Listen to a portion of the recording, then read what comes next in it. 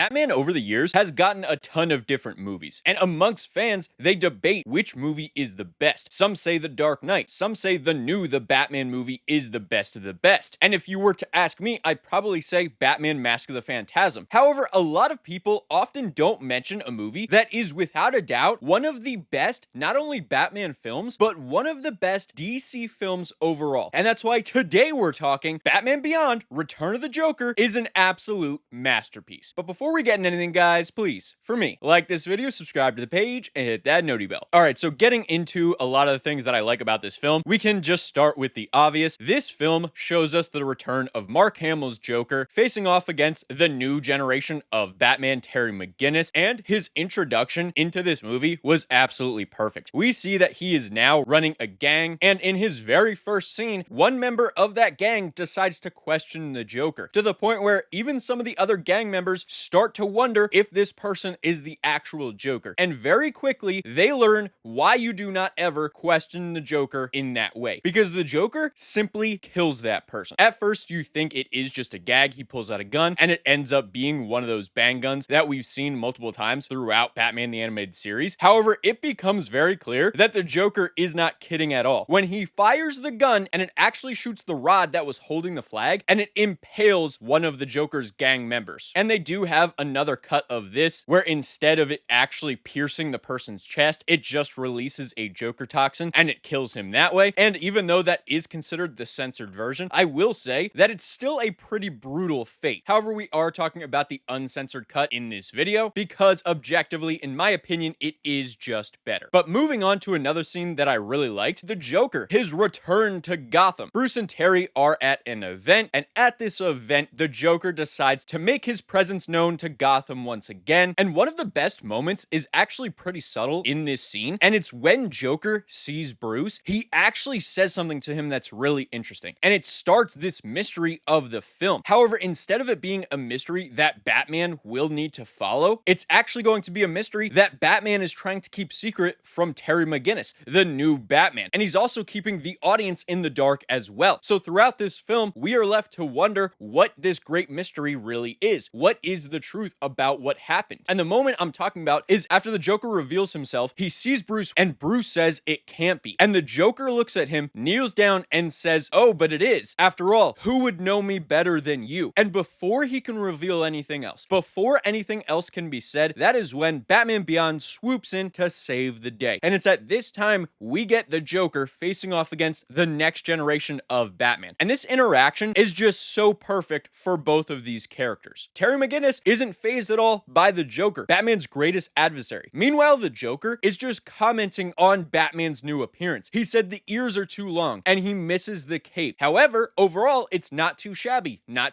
at all. So he's complimenting Batman's outfit, which is just such a Joker thing to do. And before we can get an actual fight between these two characters, the Joker does decide to leave. They accomplish their mission, and as he is leaving, Batman Beyond is going to stop them, but the Joker knows Batman far too well, so he decides to detonate a device requiring Batman to go save those people. And you even have a little bit of an interaction there between Joker and Batman Beyond, where Joker says, "Who are you gonna save, Bat Fake?" And the Joker is very pleased to see that he was right. Batman Beyond goes to save those people, just reaffirming to the Joker that this new version of Batman might not be the old Batman that I fought with, but he definitely has a lot of the same principles, and that makes the Joker extremely happy. Mostly because he is incredibly sadistic, especially in this universe, and the possibility of him corrupting and maybe even breaking another version of Batman with a lot of the same principles just makes him absolutely ecstatic. And I love that they show that throughout this movie. Now, moving on to another moment that I really liked actually follows this exact scene, and it's an interaction we have between Terry McGinnis and Bruce talking about how Joker could possibly be alive, how he appears to not have aged throughout this entire time. He should be right around Bruce's age, except instead he looks like he is in his 40s, maybe early 50s. And although Terry asks a ton of different questions in this moment, Bruce doesn't want to answer any of them. Instead, he just shrugs off everything Terry is saying and tells him to shut up and drive. And after this point, another thing that I really liked that this movie did, Bruce decides to do what he does best and do a little bit of detective work. He analyzes the voice patterns and the speech pattern of the new Joker that suddenly appeared with a clip from Batman the Animated Series, the New Year's episode. And it's at this point Bruce figures out that it is indeed a match. This this is indeed the old foe that he faced in the past. And at this point, Terry sees this and actually starts talking about Bruce's old foes, talking about how he's met some of his old enemies. And not only that, Bruce has actually talked about a lot of his old foes, but he never mentioned the Joker. He never talked about him at all. Terry's heard no stories from Bruce about the Joker. And then he says that's because he was the biggest, right? He was your big bad villain. And at this point, Bruce just simply says he was a psychopath. It wasn't a popularity contest. And at this point, Terry looks at Bruce and says, you killed him. He was gonna do something so awful that you had no choice. Was that it? Was that why you stopped being Batman? Is that why you never talked about it? And at this point, Bruce looks at Terry and simply says, I want you to give the bat suit back. And to Terry, this is coming out of nowhere. And same for the audience. We don't understand why exactly Bruce is suddenly shifting his behavior to this degree. However, what we do know is that it has something to do with whatever happened to the Joker in the past. And we get a really emotional interaction between Terry and Bruce. Terry talking about how he originally started this to avenge his father, and Bruce acknowledges that. And Bruce even says that you brought justice to the people who wronged your father, and you've honored the name of Batman more times than I can count. You've contributed enough, but this isn't a game. You're in over your head. You don't need to sacrifice any more for Batman. And it's at this point we get a little more insight to Terry McGinnis as a person. And he admits that at first, yes, he wanted to bring justice to the people who murdered his dad. However, after that, it became something more. It became a way for Terry himself to atone and be a better person. Terry was more of a delinquent. He was really similar to Jason Todd. He actually spent a little bit of time in juvie, and he even remarks on this, that his time in juvie apparently wiped his record clean. However, that's only something that the state said. By his own account, he hasn't made up for those things. And by being Batman and actually saving people and actually working to better the city of Gotham, he's helping to clear his own conscience so that he can truly sleep at night, so he can know that he is a good person at heart. And it's at this point, instead of acknowledging any of this, Bruce just casts it all aside, and Bruce simply calls Terry a stupid kid. And it's at this point Terry storms out, he leaves the bat suit there, and we're left once again to wonder about this great mystery. A great mystery that soon is to be revealed to us. However, before that can happen, before we can find out what all of this insane backstory really is, we get an interaction between the Joker and Bruce Wayne. And this happens when the Joker decides to invade the Batcave. All you hear is Ace barking repeatedly. He goes to run and check what is happening, and before Bruce can do anything, we audibly hear that Ace had been hurt in some way, and before Bruce can react in any way, all you see is the Joker's little marbles roll in, and at that point, a bunch of Joker gas fills the Batcave, something we had never seen up to this point. And before Bruce can inoculate himself with some antidote that he had been creating for the Joker toxin, he starts to be affected by the Joker gas. And it's at this point we see the Joker emerge from all the gas, and it's at this point he confronts Bruce, and it is revealed that the Joker 100% knows Bruce Wayne is Batman, and we get an actual interaction between the Joker and the original Batman in the Batcave. However, it is 100% on the Joker's terms. He throws Batman down on a chair, maniacally laughing, and at this moment, the mystery just got even crazier, because it was hinted at earlier in this movie that the Joker knows something about Bruce Wayne. Maybe he does know the connection between Bruce Wayne and Batman. However, right here it is 100% confirmed, because he literally invaded the Batcave. He threw Bruce down, and he, for the first time ever, actually infected Bruce Wayne, the original Batman, with the Joker toxin. And in true Joker fashion, he doesn't want to kill Bruce in this moment. And although it's never actually revealed why he doesn't want to kill Bruce in that moment, his arch enemy, I do believe there are a couple of reasons for this. First and foremost, he wants Bruce to suffer beyond just being killed. And there is actually a way he can do that, and it's revealed later on. Because keep in mind, the Joker, although he is a psychopath, he is also incredibly sadistic and incredibly smart, specifically in the DCAU. So him having an ultimate endgame makes a lot of sense for his character. And after the Joker leaves, Terry McGinnis does eventually arrive. He finds the house in shambles. Parts of the Batcave have been destroyed, the Joker vandalized all over, and in the uncensored cut, a lot of the writing appears to be in red. Now, this was eventually changed in the censored version to be a more purplish color because they didn't want to show that this could be blood and symbolize that the Joker actually wrote in Bruce's blood. However, in the uncensored cut, it is, like I mentioned, in red writing, and the fact that that could potentially have been Bruce's blood just goes even deeper into his true sadistic nature. But as I mentioned before,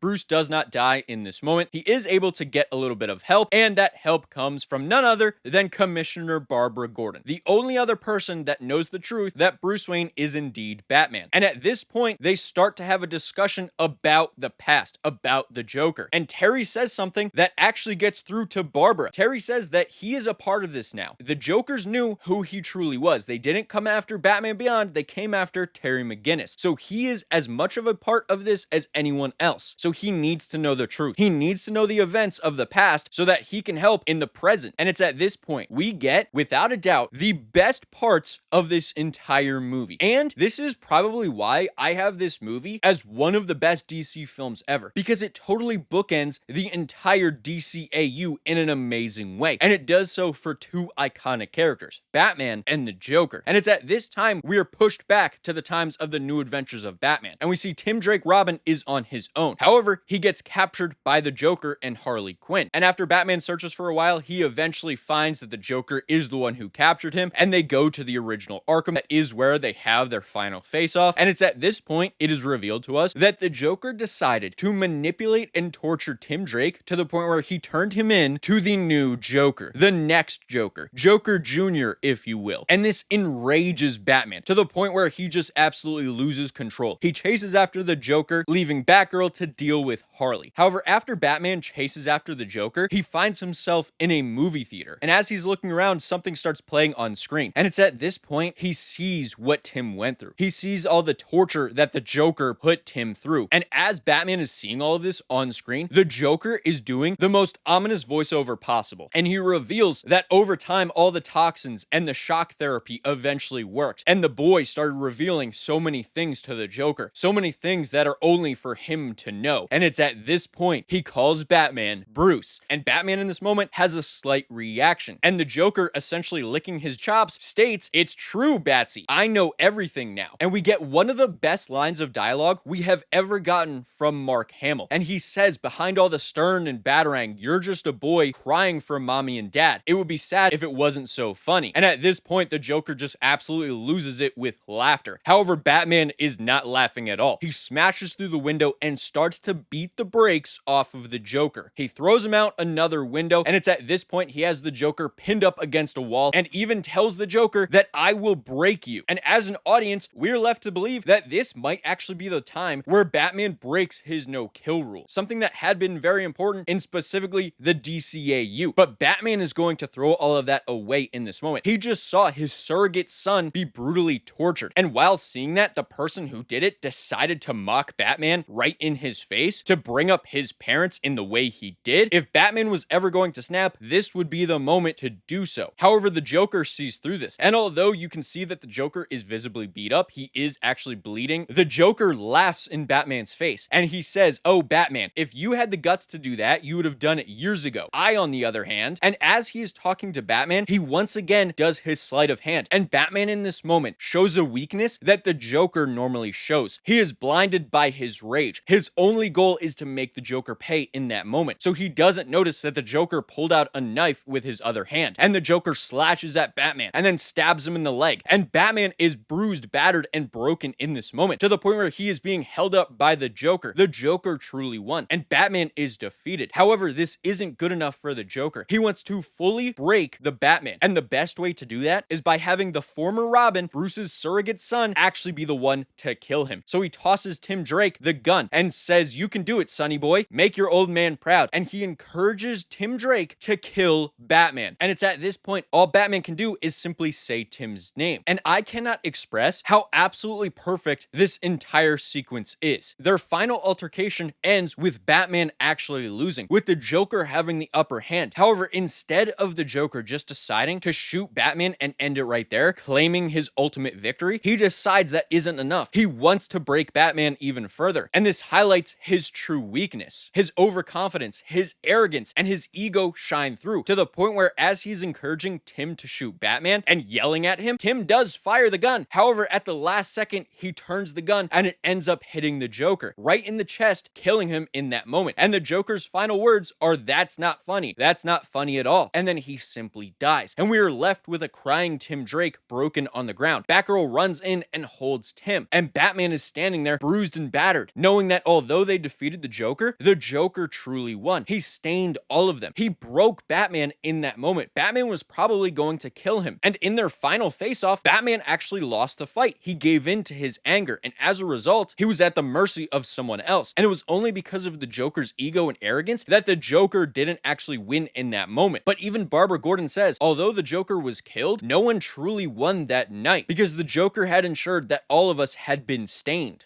with his evil deeds. And it's also really interesting that the only people who knew about this was everyone that was involved in the original Commissioner Gordon. They ended up burying Joker's body under Arkham, and no one ever found it. No one ever wondered what happened to the Joker. No one ever found out the true fate of the Joker. And this entire scene is just so absolutely perfect. It hits all the emotional beats, and it ends in the absolute best way for DCAU Batman and the Joker. Their dynamic over the course of Batman the Animated Series, even going on to Justice League, now all culminating in this moment, was absolutely perfect. It is a perfect end to the rivalry of the Joker and the Batman. However, my praise for this movie does not end there, because after this, we actually get a reveal as to who the new Joker is, and it is actually Tim Drake. However, they decided to do something really interesting. They decided not to turn Tim Drake into an outright villain. Instead, they decided to show us how absurdly brilliant the Joker truly was. He decided to implant a microchip with the Joker's DNA into Tim Drake, to the point where he can actually take over Tim Drake's body without Tim Drake knowing anything that happened. And over the course of the years, the Joker has just been lying dormant, waiting for himself to get stronger. And although he is still limited by time at this point, there will come a time where the Joker can just exist in Tim Drake's body without any limitations. And since he already removed one of his obstacles, that being Batman, however, luckily for Bruce, Terry McGinnis decided not to give up. And it's at this point we get one of the best fights in the entire movie, and we see the new version of Batman facing off against the Clown Prince of Crime. And one of the details that I really like is that while this altercation is going down between Batman Beyond and Joker, you hear Bruce actually talking to Terry as he normally does throughout his fights. And he's talking to him about how to deal with the Joker. And he says that the Joker likes to talk, but don't listen to any of it. Just tune it out and push through. However, Terry at this point decides to make a very clear distinction of how he and the original Batman are different. And he states that, wait, I like to talk too. And it's at this point we get to see Terry McGinnis, Batman Beyond, rage bait the Joker. And he does such a great job at this that the Joker starts to absolutely crash out. He starts throwing grenades all over the warehouse and just absolutely losing his shit over the things that Terry is saying. And Terry actually takes this a step further and starts making fun of the Joker. And he starts laughing at the Joker. And although Terry eventually does get hit by one of the Joker's grenades and the Joker ends up on top of Terry, once again, the Joker's ego shines through. Instead of just finishing off Batman Beyond very quickly, the Joker decides to gloat. The Joker decides to say, "You're not laughing anymore. Why not? Why aren't you laughing?" And it's at this point, all we see is Terry reach up and he grabs the Joker's neck, and he had stolen a ring from the Joker earlier in that fight. A ring that can actually electrocute you. And it's at this point we see that Terry had actually grabbed that ring and placed it directly against the Joker's microchip, frying it completely and destroying the Joker once and for all. And it's at this point the day is saved, the Joker is defeated, and we get a reunion between Tim Drake and Bruce Wayne, because up to this point they hadn't really talked at all. It had been decades since these two had last seen each other, so the fact that they are once again speaking again was just a really wholesome moment. And in one of the final scenes of this movie, we get a really wholesome interaction between not only Tim Drake, Barbara Gordon, and Bruce Wayne, but also a really wholesome moment between Bruce and Terry, where Bruce says that, "Terry, you once told me that Batman gave you meaning. However, that's not the case. It's actually the other way around. And you're the one who gives Batman meaning. You're the one who makes Batman great." And this was just a really awesome full circle moment to see the growth of the dynamics specifically between Bruce and Terry. And I feel like their relationship really evolved after this point. And as far as negatives for this film, I honestly can't think of a single one. I don't think there's anything that I would actually change about this movie, especially because we got the uncut, uncensored version. Now, if you were talking about the censored version, I would probably have a couple of issues. However, even the censored version is still incredibly enjoyable. But I'm interested to hear from all of you. What do you think of this movie overall? Do you agree that it's one of DC's best? If not, what movies would you put in the top 5 of DC overall? Let me know in the comments below. And while you guys are down there, please, for me, like this video, subscribe to the page, and hit that noti bell. And I'll see all of you in the next video. Goodbye.